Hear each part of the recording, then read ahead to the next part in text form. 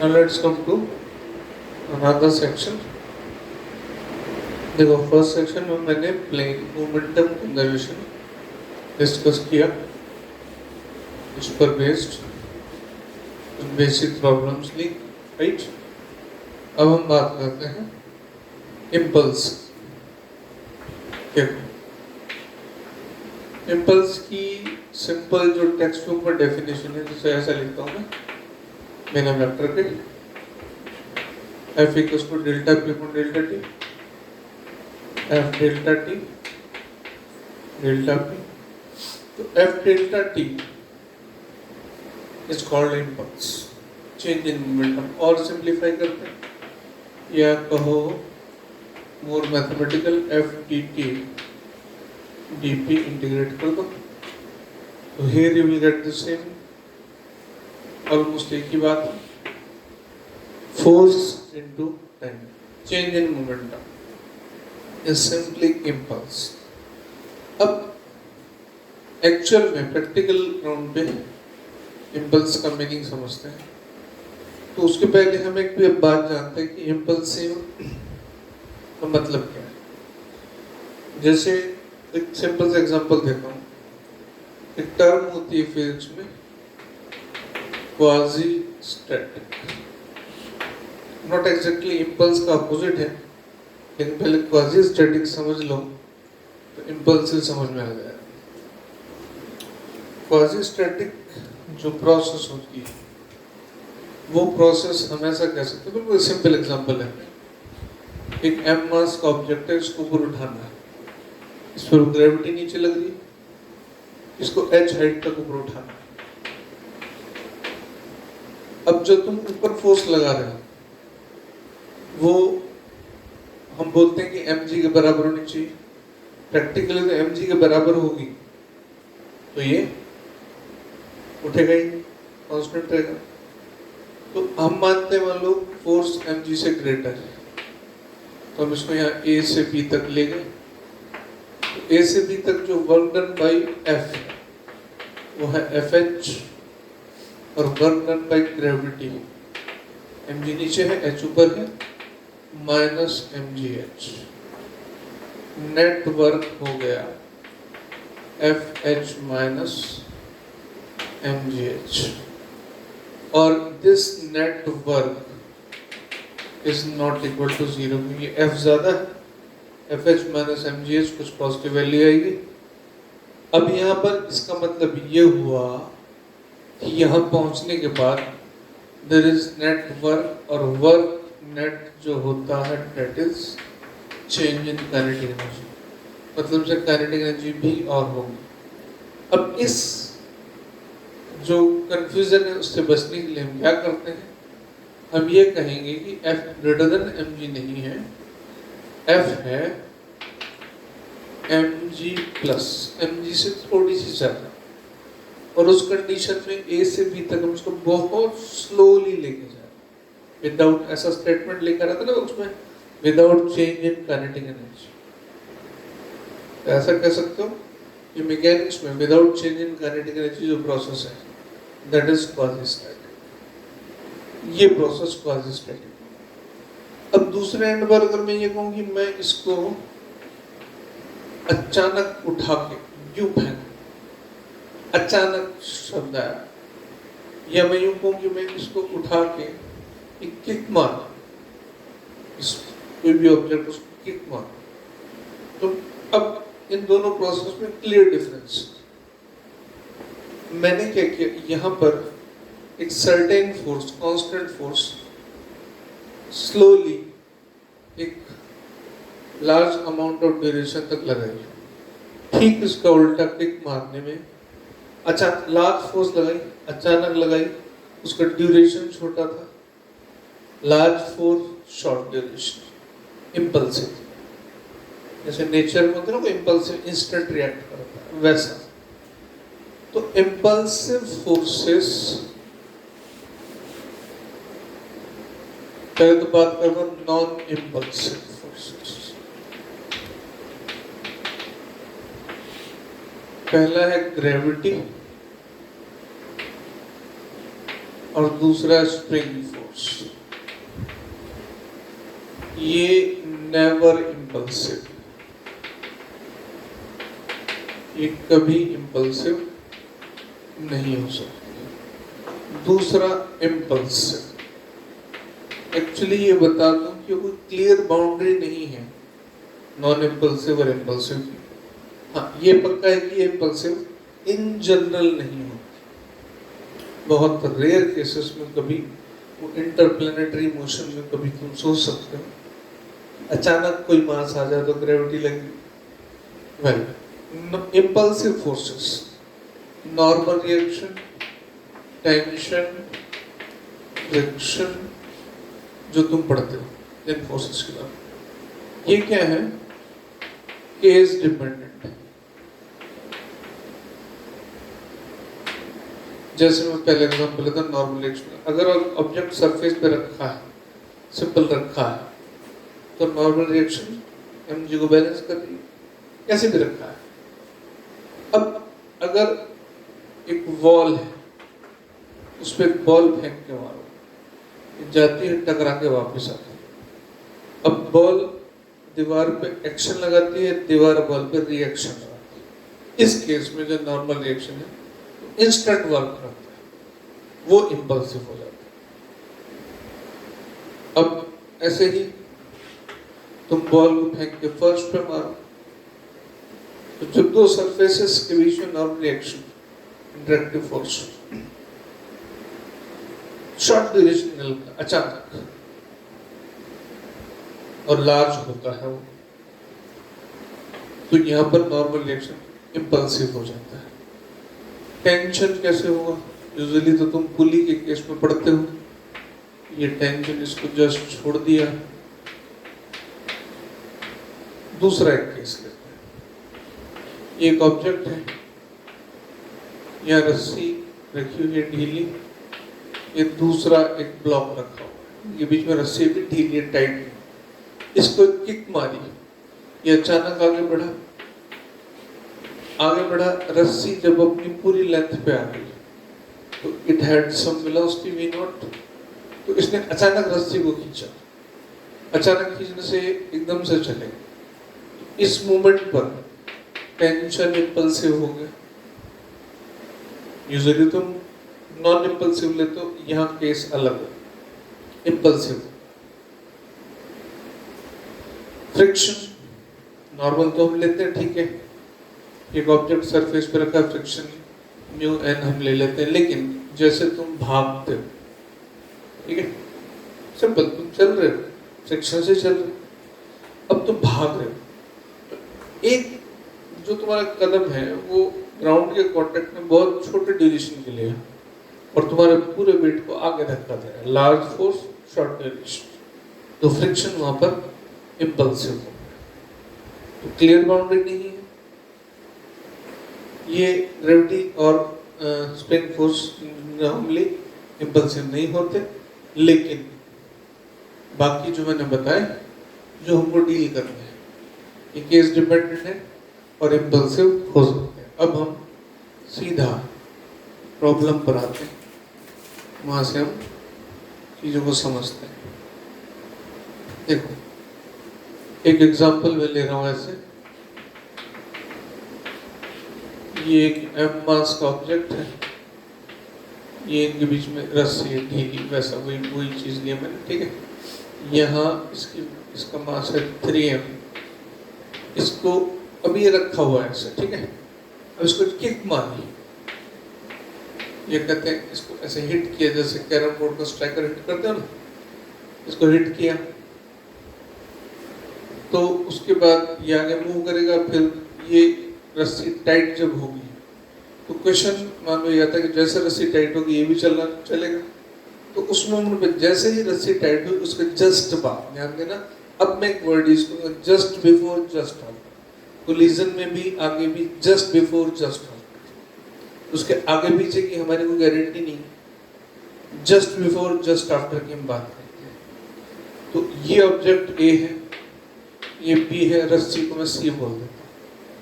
तो just after the string becomes tight, तो तुम्हें बताना है velocities of A and B, दूसरा impulses on A, B and C। ये दो बातें कर ली।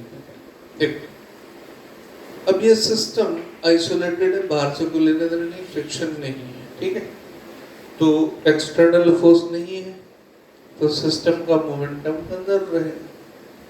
तो ये क्वेश्चन तुम्हारे सामने है, मैं इसको पूरा सॉल्व कर देखो। इनिशियल मोमेंटम था 2m, 2 लिया था हमने, 3 लिया था,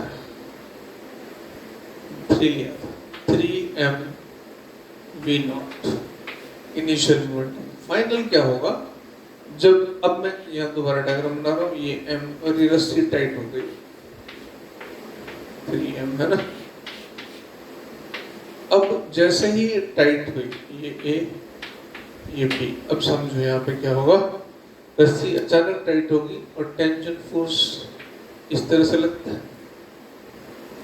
उस मोमेंट पर जो भी होगा, अब ये भी मूव किया तो दोनों की वेलोसिटी कॉमन होगी, तो अब मैं मोमेंटम लिखूंगा 3mv प्लस mv, सीधा सीधा वहां से आ गया 3mv नॉट 4mv, ये कैंसल, तो v हो गया 3/4v नॉट, ठीक है। अच्छा, अब यहाँ पर क्या क्या हुआ है, ये स्ट्रिंग में जो टेंशन है T, इसको मैं एक काम करता हूँ, T ने लिख के फोर्स F से डिनोट करता है एक्चुअल में टेंशन, क्योंकि वो मैं टाइम भी लूंगा तो वो भी T से आएगा। अब हुआ क्या है यहाँ पे कहानी, वो समझो। इसका मोमेंटम था 3mv नॉट, उसमें से जो टेंशन लगी डेल्टा टी ड्यूरेशन में, उसने मोमेंटम कम किया, उसका मोमेंटम हो गया 3mv, और इस पर सिर्फ एक ही फोर्स काम की, F delta T is equal to m। अब आराम से तुम इसको ऐड करो तो वही इक्वेशन है, बिल्कुल सिंपल सा एग्जांपल, इम्पल्सिव इक्वेशन। मैं एक स्टेप और आगे चलता हूँ, क्लियर यहाँ तक? अच्छा, आगे चलते हैं। अब क्वेश्चन में थोड़ा सा एक और चीज ऐड करता हूँ उसमें, यही सिचुएशन है, ये m है, ये 2m है, रस्सी ढीली है, एक बुलेट आती है m मास की, v नॉट वेलोसिटी से, और आके इसमें धंस जाती, राइट। अब वही बात है, ये A मान लो, ये B मान लो, ये C और ये D, ठीक है। अब मैं वैल्यूज लिख देता हूँ, मान लो m इज 2 किलोग्राम, तो 2m is 4 kilogram, v not हो गया सपोज 40 मीटर पर सेकंड। अब वैल्यूज निकाल लेते हैं हम सब चीज। अब इस केस में क्या होगा, वही सबकी वेलोसिटीज बतानी है और इम्पल्सिव फोर्सेस बतानी, देखते चलते हैं, देखो क्या होगा। पहले तो वेलोसिटीज की बात कर रहे हैं, तो भाई initial momentum of the system सिर्फ इसके पास है mv नॉट, ये जैसे इसमें धंसा, ये दोनों की वेलोसिटी कॉमन हुई, ये आगे चले, फिर रस्सी टाइट हुई, फिर वेलोसिटी चेंज होगी। जैसे ही रस्सी टाइट हो गई, अब क्या होगा, जैसे ही रस्सी टाइट हुई, ये 2m उसके अंदर ये m, और अब सपोज ये पूरा, ये दोनों, ये इसमें जाके रुक गया, मतलब साथ चल रहा इसके, इसकी वेलोसिटी v, इसकी भी v हो गई। अब final momentum of system 2mv, ये जो बुलेट है ये mv प्लस mv, तो फाइनल मोमेंटम हो गया 4mv, initial mv naught, external force नहीं है, तो P final is equal to P initial. 4mv is equal to M V naught, तो वेलोसिटी आ गई वी नॉट बाई 4। यहाँ तक निकालना हो तो बहुत आसान है, इसको आराम से यहाँ से हमने ऐसा सीधे सीधा कर लिया, कोई झंझट नहीं, सीधा आराम से, कोई कॉम्प्लिकेशन नहीं। अब इम्पल्सिव फोर्सेस की बात करें, मैं इसको यहाँ से मिटा देता हूँ। देखो हो क्या रहा है यहाँ पर, अब इम्पल्सिव फोर्स एक तो टेंशन है, और दूसरा ये जो बुलेट को नॉर्मल रिएक्शन इस तरफ लगता है, बुलेट की वेलोसिटी वी नॉट थी ना, मोमेंटम था, तो उसका मोमेंटम 0 हो गया या कम हो गया, ठीक है, पूरी बात समझते हैं। तो बुलेट पर n पीछे, इस पर n आगे, इधर टेंशन F, इधर टेंशन F है ना, F से मैं टेंशन बुझा। अब बुलेट की बात करते हैं।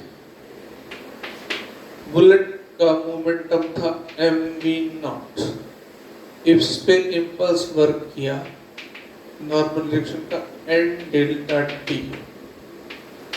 उसका नेट मोमेंटम हो गया mv।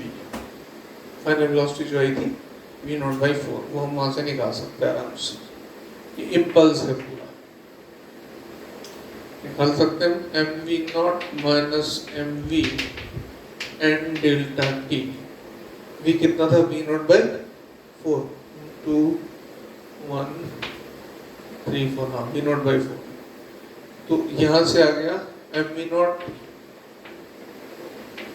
Minus 3 by 4, sorry 1 by 4 mv0 n delta t, तो इसकी वैल्यू आ गई 3 by 4 mv0। एक्चुअल में इसकी कैलकुलेशन करनी हो तो यहाँ से आराम से हो जाएगी, वैसे डायरेक्ट भी कर सकते हैं कि impulse is equal to what, change in momentum, तो चेंज इन मोमेंटम इसका v0 से वेलोसिटी v0 by 4 हो गई, तो चेंज कितना हुआ 3 by 4। अच्छा एक इक्वेशन, आगे चलते हैं। अब बात करता हूं मैं इसकी, 2m, इस पर देखो, इस पर n जो बुलेट का एक्शन है वो आगे लगा है n डेल्टा t, और इसका स्ट्रिंग का इम्पल्स पीछे लगा है माइनस f डेल्टा t, और इसने ये मोमेंटम ले लिया, ये इम्पल्स पीछे, सॉरी ये इम्पल्स आगे, ये इम्पल्स पीछे, टोटल मोमेंटम 2m। अब लास्ट इस पर आते हैं, ये इक्वेशन नंबर 2 लिख देता हूँ। इस पर आते हैं, इस पर खाली इसको ये आगे ले जाएगा ना, f delta t is equal to mv, equation number 3, 1 2 3, तीनों को ऐड करो, ये इससे कैंसिल हो जाएगा, ये इससे कैंसिल हो जाएगा, वही कुछ है। और इम्पल्स निकालना हो तो सिंपल, इसका इम्पल्स ये रहा, यहाँ पे रख दो, यहाँ पे रख दो, यहाँ पे रख दो, गॉट इट। तो this is about impulsive forces को डील करने का सिंपल तरीका, कोई कॉम्प्लेक्सिटी नहीं है, बहुत आराम से बता रहा हूँ इस चीज को मैं, ठीक है। एक एलसीएम में सॉल्व्ड एग्जांपल में सबसे लास्ट एक क्वेश्चन है, मैं उसको बताता हूँ। देखो वो उन्होंने ऐसे ही करके दिया हुआ है, इतना लंबा ही, वो एक तराजू है तराजू में कैसे है कि ऐसे पुली है, इधर एक मास है, इधर एक तराजू से रखी है ऐसे ट्रायंगुलर शेप, इसका मास भी m है, इसका मास m है, बैलेंस है, तो एक मास यहाँ से आता है, इस पे आके चिपक जाता है, और जो जब टकराने से पहले इसकी वेलोसिटी होती है। क्वेश्चन पूछा है इम्पल्सेस, यहाँ भी कोई फर्क नहीं पड़ेगा कि हमने, मैंने कहा ना जस्ट बिफोर जस्ट आफ्टर, अभी तो बैलेंस था, जस्ट आफ्टर। अभी एक इंटरेस्टिंग बात क्या है कि मैं सेम कैलकुलेशन करने से पहले एक बात क्लियर करूंगा कि जो ग्रेविटी वर्क करेगी, मैंने कहा ना जस्ट आफ्टर की बात कर रहा हूँ, टाइम ड्यूरेशन बहुत छोटा, पहले मैं इसको सॉल्व करता हूँ। ये टकराएगा इससे इधर, तो अब ये पूरा जो सिस्टम है थोड़ी देर के लिए ग्रेविटी भूल जा, क्योंकि अभी इस पर नेट तो कुछ भी नहीं है, ये आएगा इधर 2m हो जाएगा, थोड़ा सा रुकते हैं अभी, अभी इस सिस्टम का मोमेंटम, ये जो डायरेक्शन है कितना है, एम यू ऐसा लिखा हुआ, ठीक है। जैसे इसको आगे चिपकेगा ये नीचे चलेगा और ये ऊपर चलेगा, इकट्ठा स्पीड सेम होगी। मतलब इधर m प्लस एम वी और इसकी वेलोसिटी भी v प्लस एम वी, ये हो गया 3mv, ये हो गया mu, तो v हो गया u/3। अब यहाँ ध्यान देना कि मैंने ग्रेविटी की बात नहीं की, मैंने बोला जस्ट आफ्टर, ये जस्ट आफ्टर हुआ, उसके बाद सब्सिक्वेंट मोशन क्या होगी, ग्रेविटी क्या होगी, एक्सीलरेशन क्या होगी, वो बात की कहानी, हम उसमें नहीं जाते इंपल्सिव फोर्सेस के केस में। तो ये वेलोसिटी आ गई। अब इसके बाद क्वेश्चन में इंपल्सिव क्वेश्चन शॉर्ट एग्जांपल देखना, जैसे मैंने अभी एक्सप्लेन किया वैसे ही इंपल्सिव फोर्सेस, यहाँ नॉर्मल रिएक्शन या टेंशन वो सब समझा हुआ है। शॉर्ट एग्जांपल, लास्ट वाला शॉर्ट एग्जांपल, नंबर मुझे याद नहीं है, HCU में है, सेंटर ऑफ मास कोलिजन वाले चैप्टर, राइट। एक और एग्जांपल सॉल्व करते हैं इंपल्सिव फोर्सेस का। ये बड़ा शानदार एग्जांपल है, ये m, ये m, इनके बीच का जो डिस्टेंस है वो l है और लेंथ ऑफ स्ट्रिंग 2l है, ठीक है। ये ऐसे इसको वेलोसिटी दे दी v0, ठीक है, या ऐसे u दे रखी शायद, है ना, u। इसको ऐसे करके फिर कहते हैं कि जब ये स्ट्रिंग, जब तक ये स्ट्रिंग ढीली रहेगी ये तो चलेगा नहीं, इस मोमेंट पर आकर के सपोज स्ट्रिंग टाइट होगी, तो उस मोमेंट पर दोनों की वेलोसिटीज बताएं। अब यहाँ थोड़ा सा 2D का मामला हो, अब देखते चलो। सपोज ये यहाँ पहुंच गया, इसकी वेलोसिटी हो गई, ये एक डायरेक्शन और ये इसके परपेंडिकुलर डायरेक्शन। अब यहाँ समझने की बात है, ये एंगल सपोज थीटा है, ये भी थीटा है, वो तुम समझ जाओगे, ये 2l, ये l, तो 30 डिग्री आ जाएगा वो राइट एंगल ट्रायंगल में। अभी मुद्दे की बात सोच, ये जो इसकी वेलोसिटी है, मोमेंटम इधर है v, इसका कंपोनेंट इधर v1 मान लेता हूँ, इधर v2 मान लेता हूँ। अब इस क्वेश्चन को जब सॉल्व करते हैं तो एग्जैक्टली वैसे नहीं करेंगे जैसे अभी हमने किया। अब हम इसकी बात करते हैं, यहाँ पे ये डायरेक्शन और ये परपेंडिकुलर, परपेंडिकुलर का इससे कोई लेना देना नहीं, ये डायरेक्शन पहले इसकी बात करते हैं। इस डायरेक्शन में पहले मोमेंटम इधर था mu, तो इस डायरेक्शन में मैं इसको ऐसा करता हूँ, ये x बोल देता हूँ और ये y बोल देता हूँ। अब मैं कहूँ pxi, तो तुम mu नहीं कह सकते, तुम कहोगे mu का ये कंपोनेंट कितना, mu cos थीटा। इस डायरेक्शन में ये अगर v1 से चलेगा तो डेफिनेटली ये भी v1 से ही चलेगा, रस्सी से बंधे हुए। pxf mv1 plus mv1। अब यहाँ x के अलॉन्ग अलग से और y के अलॉन्ग अलग से मोमेंटम कंजर्व करते हैं, मतलब pxf is equal to pxi, 2mv1 mu cos theta, ये cancel, v1 equals to u/2 cos theta। Question में पूछा ही जाता है कि ये वेलोसिटी कितनी है ना, फाइनली क्वेश्चन में ये पूछा गया, हमने इसका ये v1 निकाल लिया, u/2 cos थीटा, थीटा कितना था 30 डिग्री, साफ दिख रहा है यहाँ से, cos 30 होगा √3/2 ओवर आज ये हो गया √3/4 u, v1 कंपोनेंट। अच्छा, अब v2 कैसे निकालें, देखो यहाँ पे आते हैं। अब pyi, ये मोमेंटम, इसका ये कंपोनेंट, ये cos और ये sin, mu sin theta. pyf mv2। अब इसका जो कंपोनेंट इधर है वो v2 है। तो अब हम यहाँ से ये फाइनली मैं v1 यहाँ पे लिख देता हूँ। v1 मेरे पास आया है √3/4u। ठीक है, अब देखो final momentum mv2 initial mu sin theta along y axis, mm cancel, v2 हो गया u थीटा 30 sin 30 1/2 u/2। तो v2 आ गया u/2। अब क्योंकि v1 और v2 v के परपेंडिकुलर कंपोनेंट्स हैं, तो v is equal to root of v1 square plus v2 square. v1 का स्क्वायर करेंगे 3/16 u square plus u square by 4।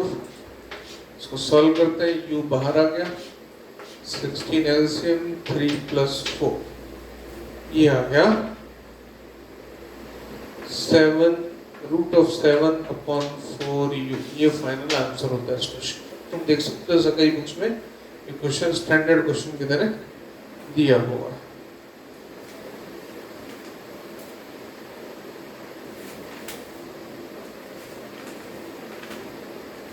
Got it?